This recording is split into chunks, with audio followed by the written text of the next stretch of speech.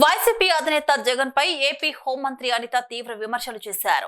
జగన్ ను చూస్తే కేఆర్బీ కల్తీ రిక్రూట్మెంట్ బోర్డు అని సంబోధించారు. ఆయన హయాంలో కొన్ని వ్యవహారాలు జరిగిన సిచ్యువేషన్స్ చూస్తే భయం, బాధ కలుగుతున్నాయని అనిత వ్యాఖ్యానించారు.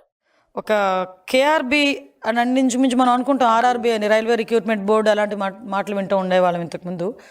ఇతన్ని చూస్తే కేఆర్బీ అని ఒక వర్డ్ గుర్తొస్తుంది. కల్తీ రిక్రూట్మెంట్ బోర్డు అని, దాన్ని స్థాపించినోడే జగన్మోహన్ రెడ్డి, దానికి అధ్యక్షుడే జగన్మోహన్ రెడ్డి అన్నట్టుగా ఈరోజు కొన్ని వ్యవహారాలు అతగాడి హయాంలో జరిగిన సిచ్యువేషన్స్ చూస్తూ ఉంటే ఒక పక్క భయం అనిపిస్తుంది, ఒక పక్క బాధ అనిపిస్తుంది, ఒక పక్క సిగ్గు అనిపిస్తుంది.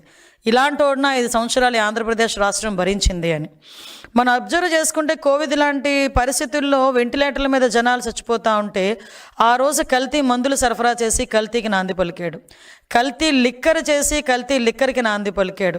అదేవిధంగా మనం చూసుకుంటే ఇసుకను కూడా కల్తీ చేసి, మామూలు ఇసుకలోని కూడా సముద్రపు ఇసుకను కలిపి ఇసుకను కూడా కల్తీ చేశాడు. ఆఖరికి విద్యా వ్యవస్థని కల్తీ చేసి పరీక్షల్లో కూడా కల్తీ చేసే పరిస్థితి కనిపిస్తూ ఉంది. ఇలా చూస్తే ఓవరాల్గా చూస్తే కల్తీ, ఒక పాలనే ఒక కల్తీ, ఆ మనిషే ఒక కల్తీ.